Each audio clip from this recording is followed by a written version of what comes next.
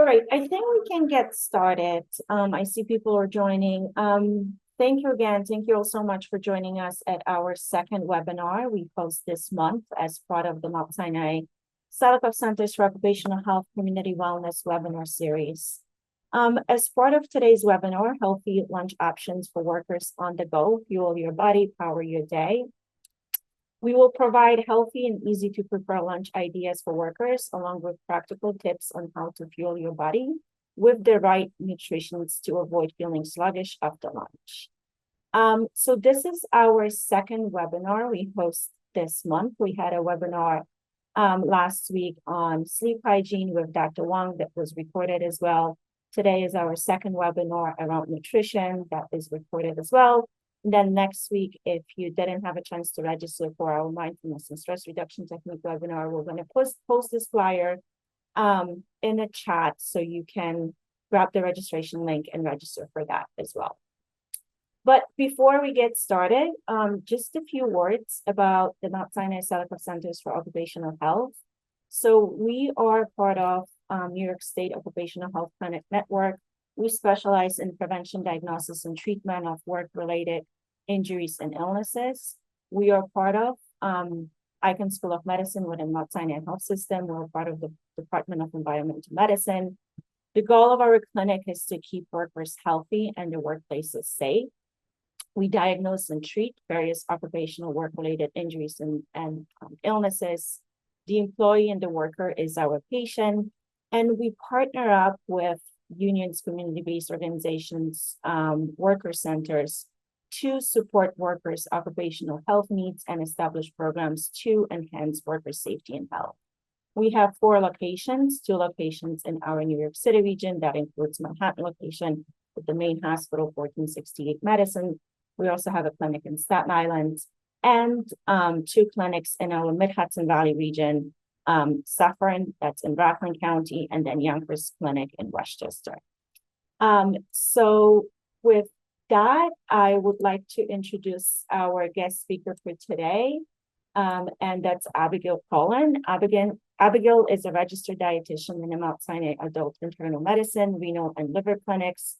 She earned master's degree in nutrition and exercise physiology from Columbia University and completed her internship at New York Presbyterian Hospital.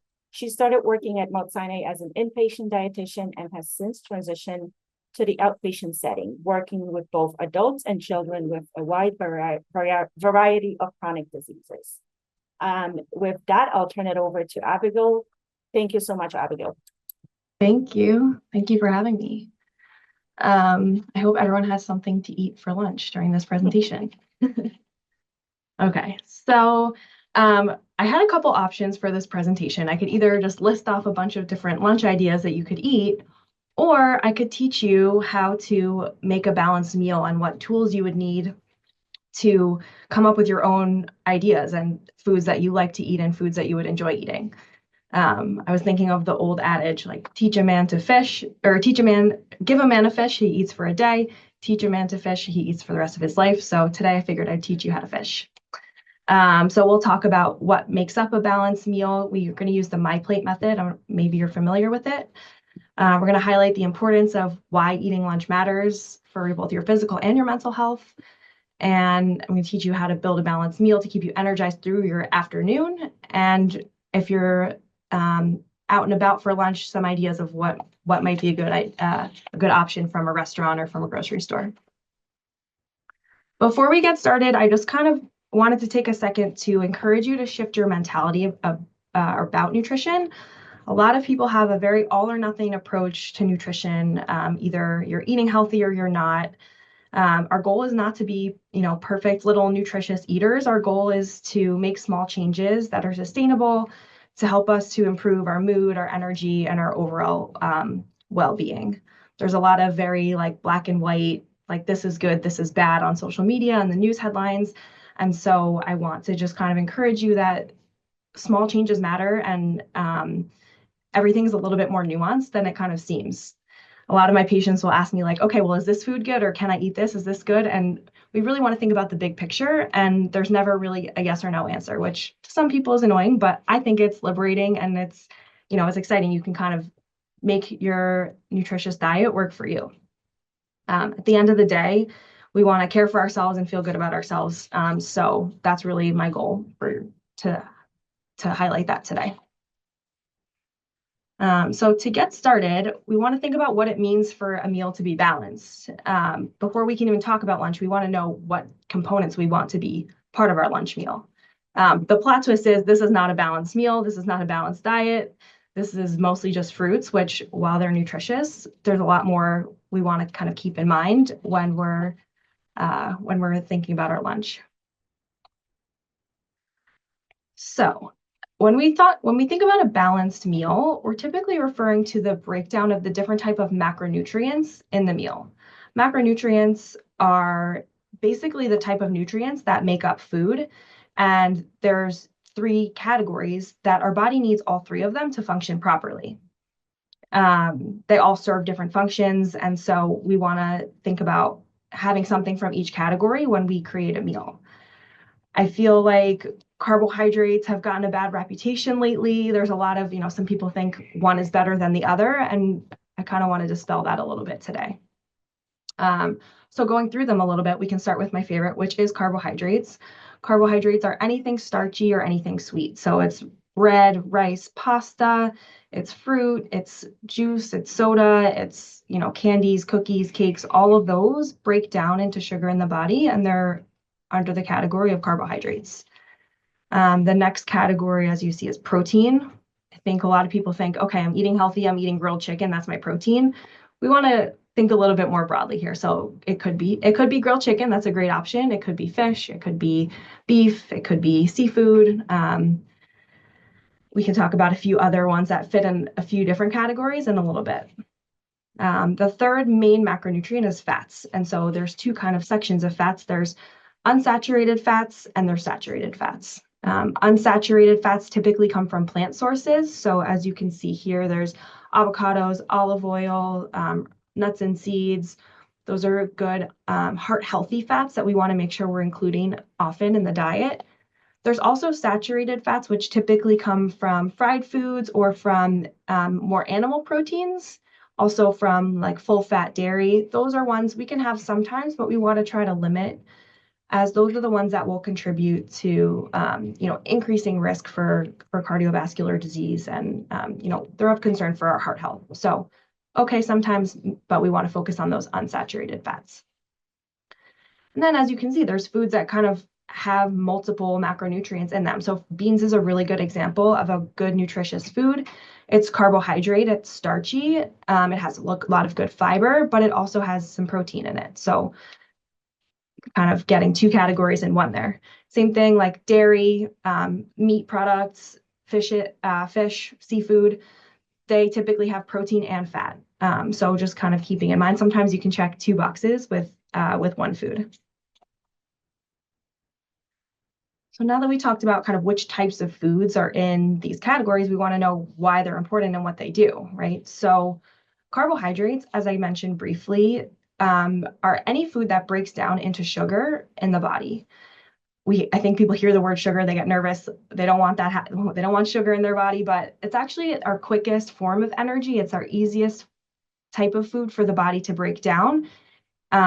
It's your brain's preferred source of energy. So it's really important for, especially at work when we want to be thinking clearly, carbohydrates are going to be really important for that. Carbohydrates are also where we get fiber, which is important for our heart health, our digestion, our gut health, our blood sugar balance, and also feeling full from our meals. So definitely don't want to skip out on the carbohydrates. Protein is really important for your muscles, for your tissues, for enzymes and hormones, which are basically like messengers and signals in the body, and for your immune system. They help to make antibodies, which is what helps to keep you healthy. Fats are really important for absorbing certain type of vitamins. There's vitamins called fat-soluble vitamins, which basically our body's not able to digest or absorb unless there's some fat present. So really important that fats are present in your diet as well. They also protect your organs. They help you to feel full from your meals. Also important for your hormone production and for storing energy in the body as well. So some of the benefits of having a balanced meal, the reason that we kind of care about including all of these macronutrients would be feeling satisfied from our meals, right? If you're only having one macronutrient, like let's say you just have like a piece of chicken, you're probably not going to feel so satisfied, right? Same to that same note, if you're having just carbohydrate, let's say you have just a piece of bread, you're not going to probably feel full or satisfied for a very long time. So that's why we want to get sort of all of those components mixed in there for your lunchtime meal. Having a balanced meal can improve your mood, your focus. It offers more a stable energy throughout your afternoon. I know we kind of talked briefly about that energy crash and that a lot of people experience around 3-4 p.m. We want to try to prevent that as much as possible. By balancing our meals, we can have better blood sugar management. And, from that kind of big picture perspective too, it helps to prevent disease, obesity, heart disease, diabetes, all these chronic diseases that, of course, we want to avoid developing. So I think I love to talk about the first benefit of a balanced meal, which is satiety or satisfaction, feeling full from your meals. Having a meal that keeps you full is, I think, really important when we're thinking about, being at work, trying to be productive, getting everything done. We want to think about something that, again, we're not going to eat and then in 2 hours we're thinking about what we can snack on next, or we're feeling sluggish or we're feeling tired. We want to have that kind of long-term satisfaction.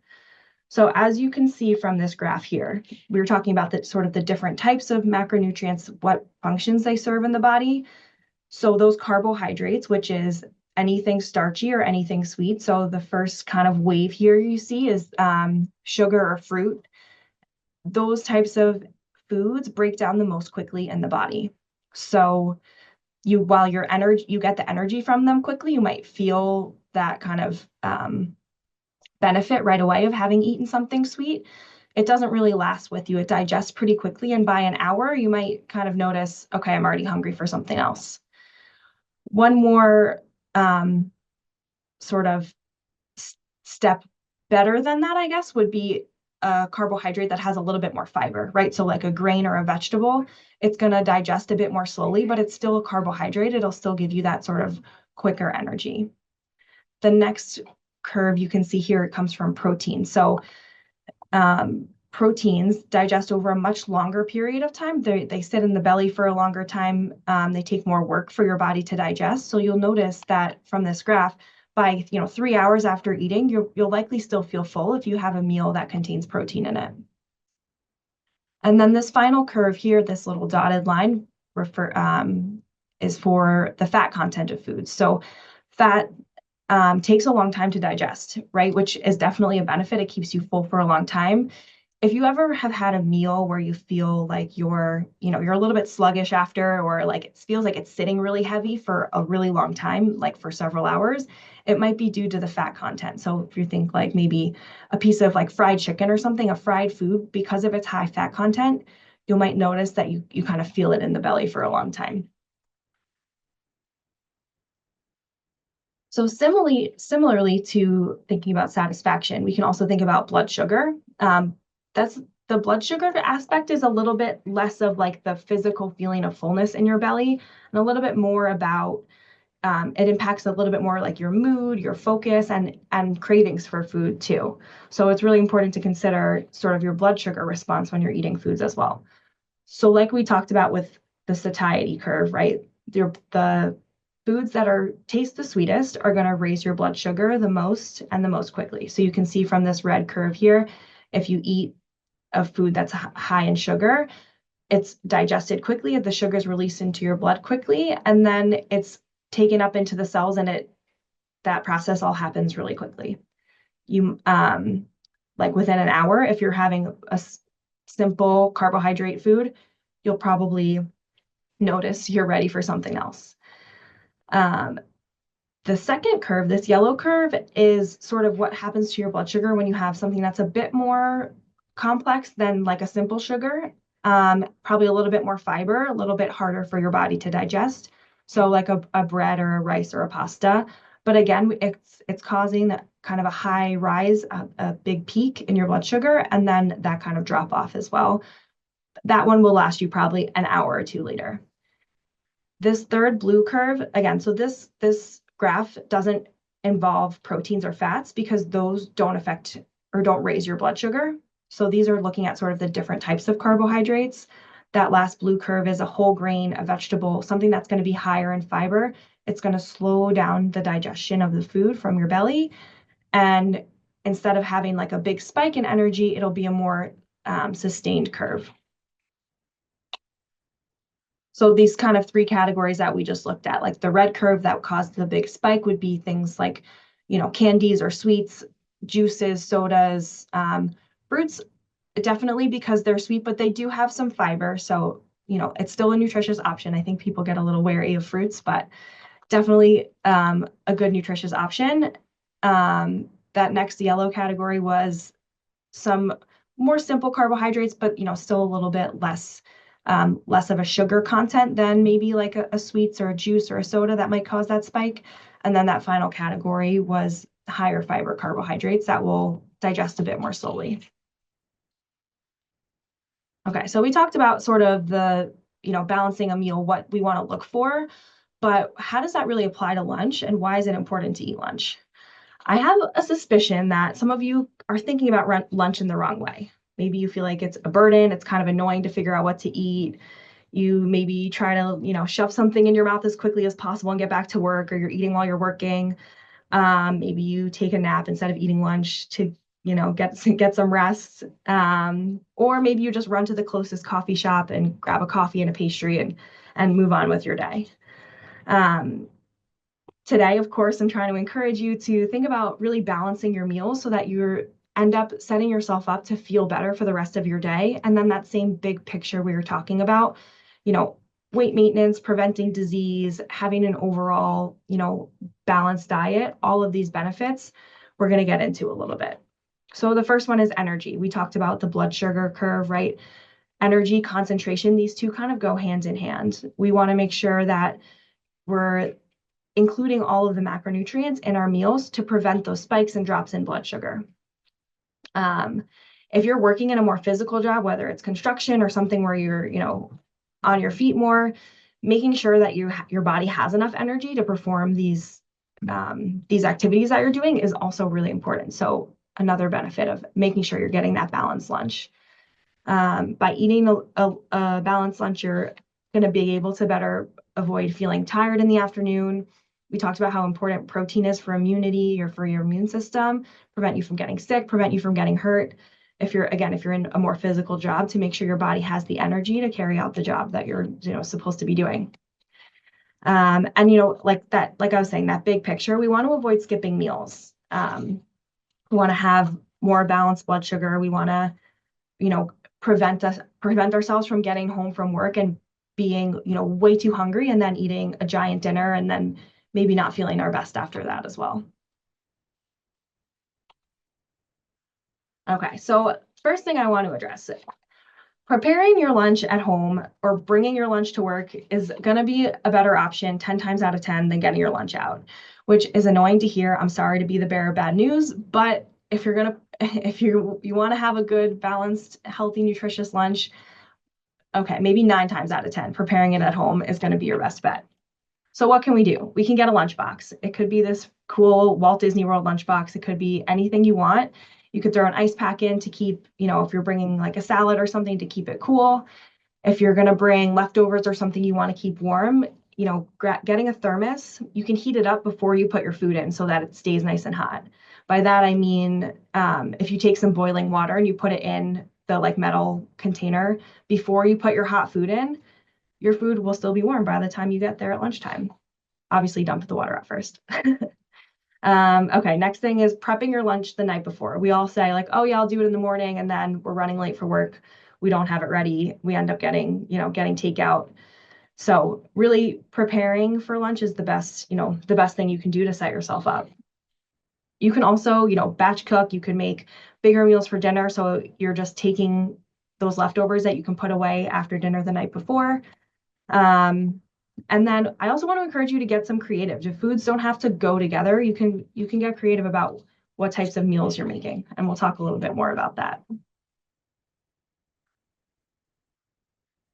So I thought it would be helpful to have a bit of a formula that you can keep in mind that applies to any type of food you're eating, to kind of get those check boxes of like what we want to consider to have a balanced meal. So we talked about protein, right? So in this picture here, you can see this grilled chicken, the one that I was talking about before. That's a great protein option. We want to make sure you're having a protein at your meal. Carbohydrate in this situation, in this plate here, is this rice and beans. That's going to give you your quick energy. It's going to help you to feel full and satisfied. It's going to be good for your brain, get you through the rest of your workday. And then fiber. Fiber helps to keep you full, helps with that blood sugar management. We talked about how that last curve from the blood sugar chart was those foods that are higher in fiber that prevent your blood sugar from spiking and crashing.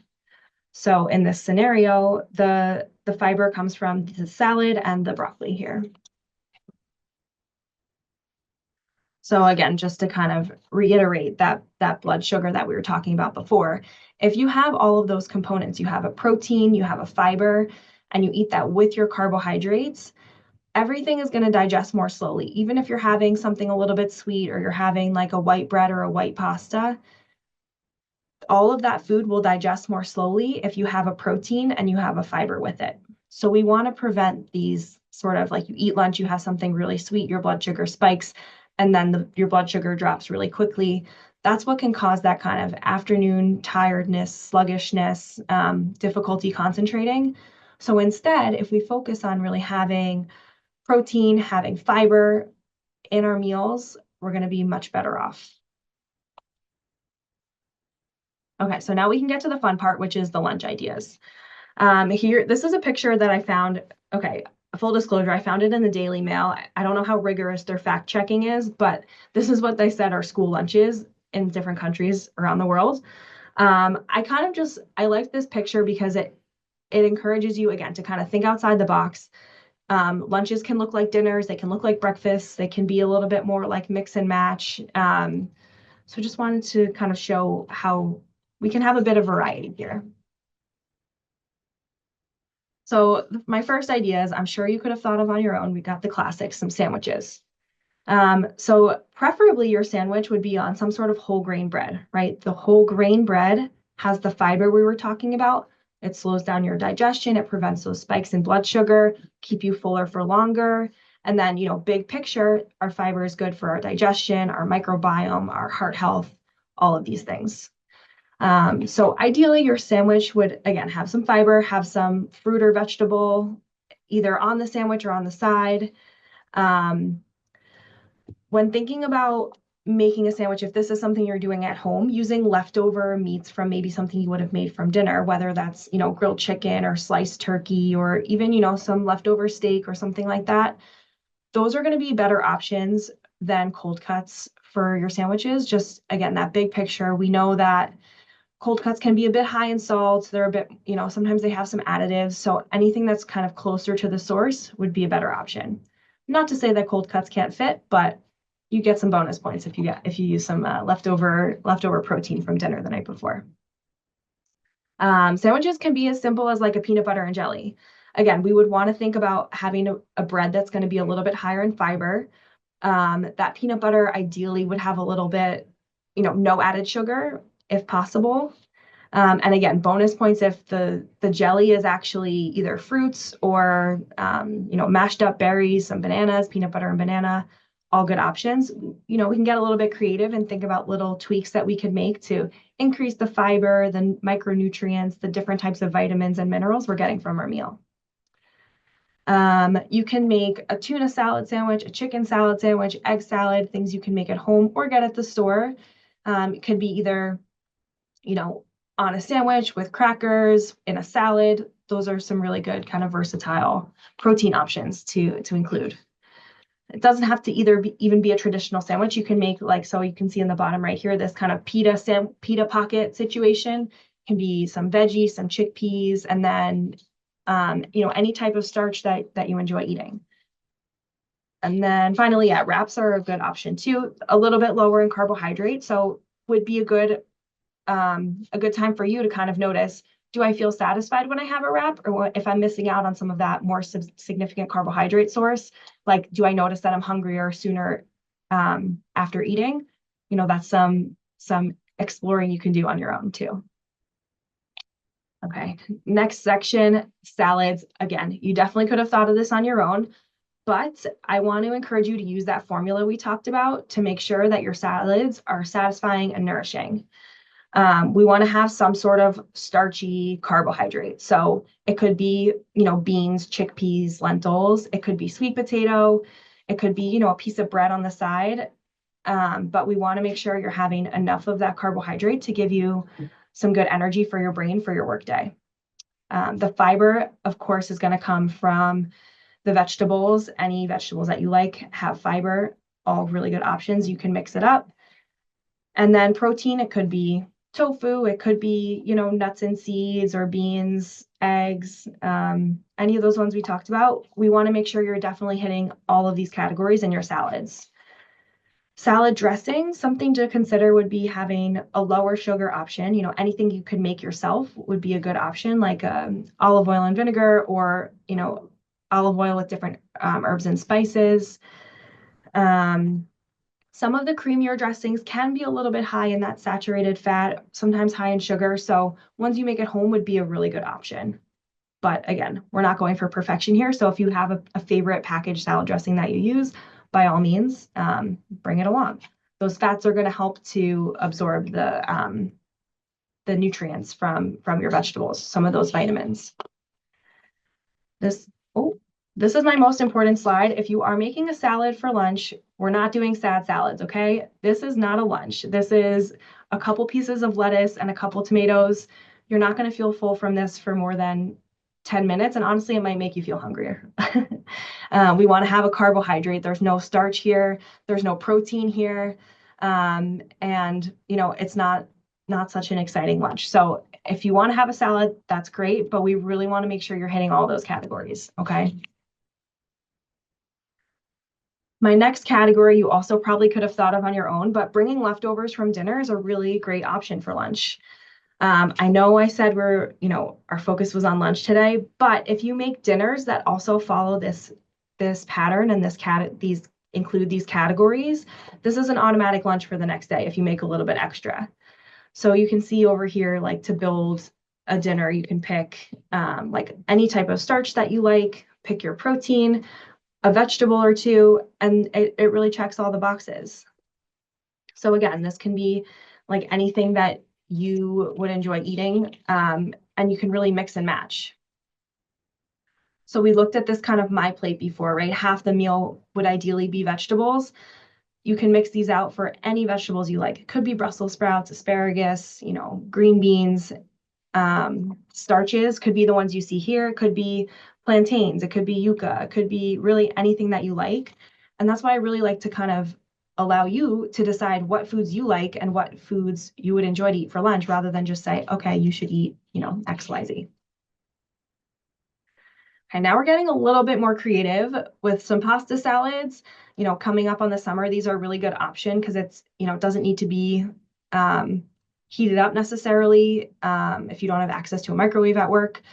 But again, following that same kind of framework that we want to have fiber. So definitely getting a vegetable in there, even if it's just cucumbers or tomatoes, peppers, a few spinach leaves or kale leaves, whatever you like. We want to have some veggies with our lunch if possible.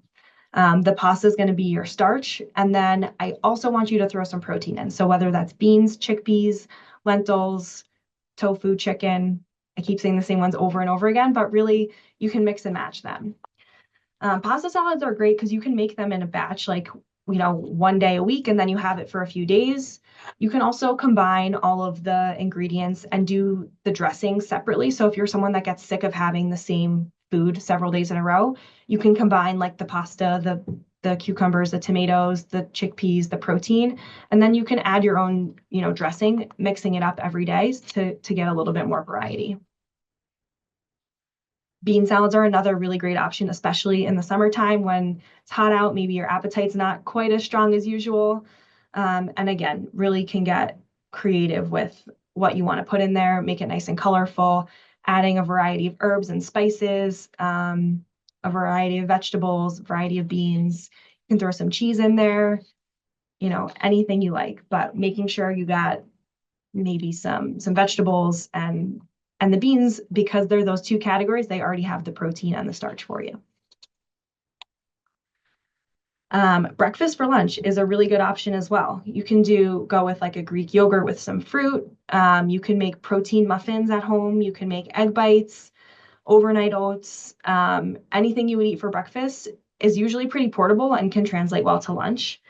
It could also be a chia pudding. It could also be, you can use hemp seeds, pumpkin seeds to get some more protein in, nut butters, cottage cheese with fruit, adding tofu. You can make a more savory overnight oats. You can have a bagel with lox, right? Lots of different options.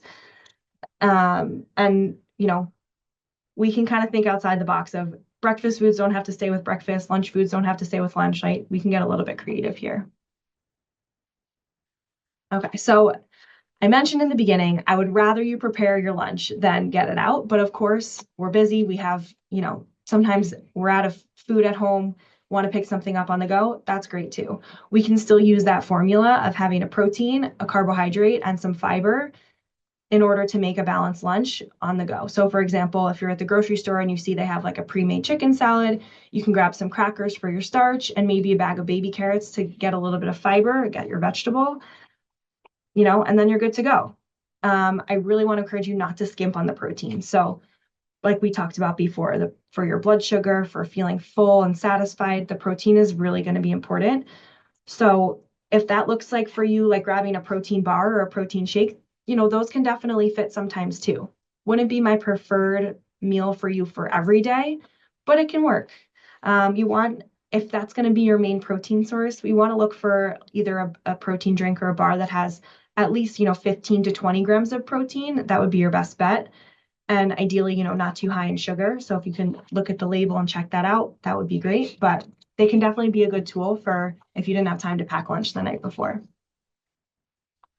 We can also think about like more convenience foods, mixing and matching rather than thinking about making like a whole other meal. So using some staples that you might already have at home, keeping some of these foods at home so that you can grab them and bring them with you is a great idea. Trail mix, Greek yogurt, edamame, cheese sticks, eggs. Those would be some good protein sources. And then your starch could be crackers, popcorn, fruits and vegetables. We can really get creative with the combinations here. If you know that you don't really have anything at home to prepare for lunch, you didn't make dinner or you ate all of your dinner, didn't have leftovers, you don't have anything to make a sandwich, and you're going to get takeout the next day, you can even bring, a couple sides with you so that okay, well, I don't know really what lunch is going to look like, but I'm going to bring some baby carrots with me and know that I have that fiber and that vegetable box checked. So with takeout, same way where if we were stopping by a grocery store or a bodega, we want some protein, some carb, and some fiber. So something to keep in mind, if you are getting like fast food, for example, it's likely going to be very high in sodium or salt. But there are some options for, decisions that we can make, choices that we can make that are still going to be a good nutritious option. So for example, a grilled chicken sandwich is going to be a better bet than a fried chicken sandwich. It's going to have less saturated fat, and just be, big picture, a better option for your overall health. Salads are usually available at a lot of fast food restaurants. Getting vegetables on your burger, on your chicken sandwich, like that lettuce and tomato, it seems silly or futile, but it still has fiber. It's still adding nutrition to what you're eating. So it's not silly. Get the lettuce and tomato on your burger or your chicken sandwich. Whenever you can, get extra vegetables. So for example, if you're stopping by like a Chipotle or something like that, or a Dig In or a, Kava, getting as many vegetables as you can is a great option, right? We want to have that high fiber content. And so that's a way that you can really adapt, eating out to making sure you're still checking the boxes of what we want included in our lunch. If you are getting fast food, thinking about the portion size is also really important. So again, can you opt for a kid's meal, a smaller portion, a smaller amount of fries, and then maybe grab some sort of side vegetable or something with a little bit better nutrition value? Again, salads you can pretty much find anywhere, especially in New York City. So it is a good option if you're going to get takeout for lunch, a salad, but making sure there's protein in there and there's a good kind of starchy carbohydrate to keep you nice and full. Egg salads or egg sandwiches, like from a deli, could be a good option. Would maybe encourage you to skip the bacon, which is going to be higher in saturated fat and salt. But again, if this is like a one-off thing that you're having every once in a while, you can let yourself, eat what you enjoy eating. Subway, like a 6-inch sub would be a good option rather than, a foot long, and asking for all the veggies that they have, right? Really, it seems silly, but stacking up with the vegetables, it does make a big difference for your overall health. If you're going to grab a slice of pizza, I want you getting a slice of pizza with protein on it. Maybe not pepperoni. While it does have protein, it's really high in salts. It's maybe not our most nutritious protein option, but if there's a slice that you like with chicken, that's a great option. You could also, especially a slice shop in New York, there's ones that have broccoli or salad or things on top. Or if you grab like a slice of pizza and a side salad rather than 3 slices of pizza, again, like these small tweaks are going to make a big difference, big picture for your overall health. Something else to consider with takeout is that the components that make food taste good would be salt and sugar and fat. And those are ones that restaurants are going to use more of to make sure you like the taste of their food and make sure you're enjoying your meals, right? Something you cook at home is probably going to have less of all of these 3 things. So it's just something to consider if you're getting takeout a lot, getting sauces on the side, considering what beverages you're having with your meals, thinking about that, the salt and fat content of your meals is definitely something to keep in mind. Again, opting for grilled or baked or broiled foods rather than fried foods. Keeping dressings on the sides, you can control how much goes on. Reading menus, reading the nutrition info. Again, especially if this is something that you find yourself doing like 3 times a week, you get the same takeout meal from whatever restaurant it is, being aware of what's in that is going to be really beneficial. So you know sort of what the big picture is going to look like. If you know that you do get takeout 3-4 times a week, maybe you want to think about, okay, maybe for dinner we can try to balance that out with something that's a little bit lower in salt, a little bit lower in that saturated fat, to just try to overall, improve the nutrition profile of what our meals are. Okay, so I have a few more tips for you for your lunch. The use of nuts, beans, seeds, these are things that don't go bad so easily. You can keep them in your homes and have them available for when you're prepping your meals. And it's a convenient protein source that doesn't require cooking, right? So I love to have these on hand just to kind of beef up the protein content of our meals. When you're preparing or bringing a salad from home, keeping the dressing on the side so that it doesn't get soggy by the time you get to lunchtime to eat it. Not skipping that carbohydrate or the starch, especially if you're working an active job. If you're working in construction or you're moving around a lot, your body uses carbohydrates and that sugar for energy really readily. So we want to make sure we're replenishing it and you're not, feeling sleepy or low energy later in your afternoon. Cooking extras at dinner time to have leftovers is the easiest way to make your lunch, right? Doesn't require any extra work. You can throw it in your Tupperware at nighttime and have it be ready for the next day. I also really want to encourage you again to throw out your ideas of like what foods go together.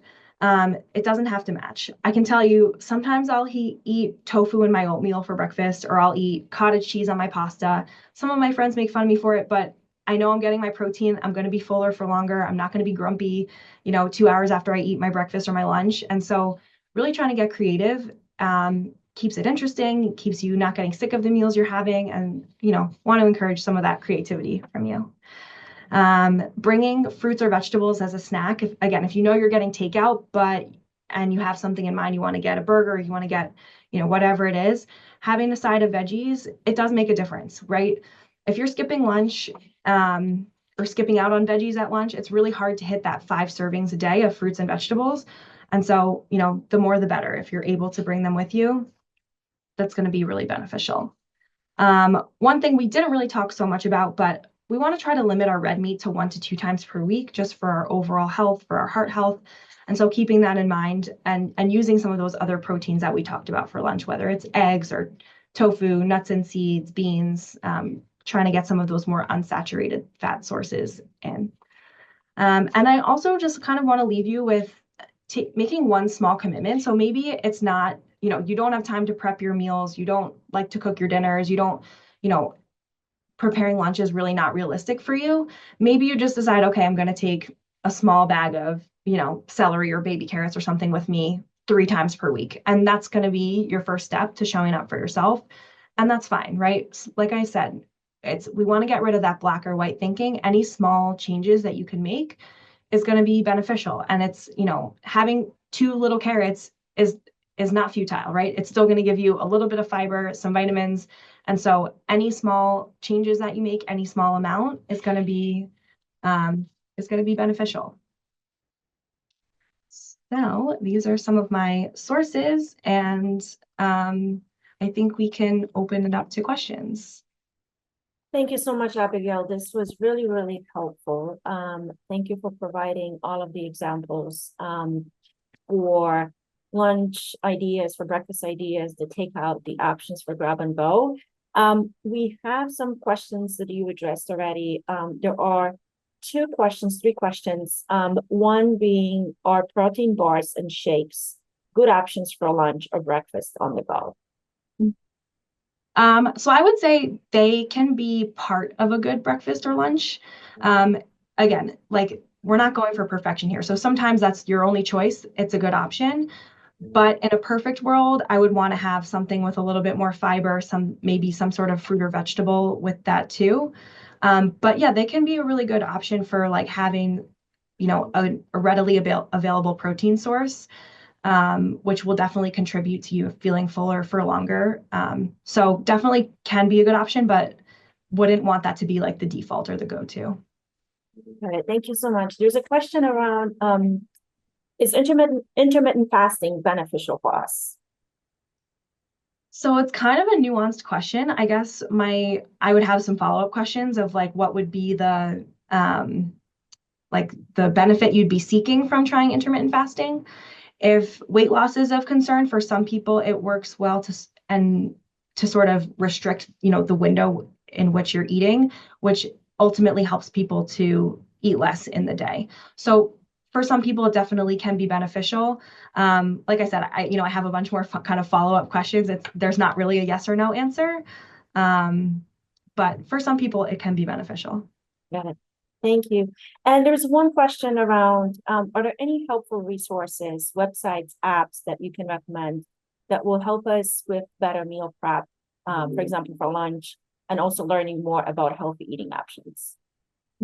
That's a good question. No like apps necessarily come to mind for me.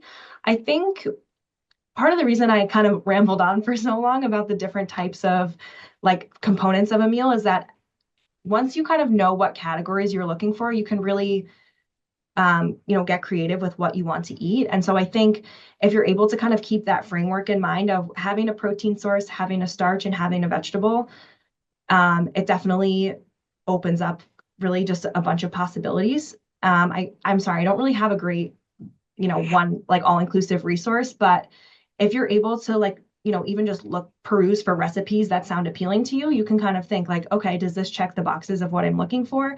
And if not, you can either adjust it to add a protein source or, kind of make whatever tweaks are necessary, based off of kind of the information that we talked about today. Great, thank you so much. And the good thing was that, this webinar is going to serve as a resource. We did record this webinar, so we're planning on putting this out on our website and sharing with our patients. So all of the information that you share with us today is a really great resource. Abigail, thank you so much for taking the time to meet with us today to share your knowledge. The webinar was wonderful. Just as a reminder to everyone, we did put it in the chat. This was our second webinar. We do have an upcoming webinar next week around our last one as part of the series, and that's around mindfulness and stress reduction techniques. The Zoom link was included in chat. And with that, Thank you so much again, Abigail. This was really great. Have a great day, everyone. Thank you. Thank you.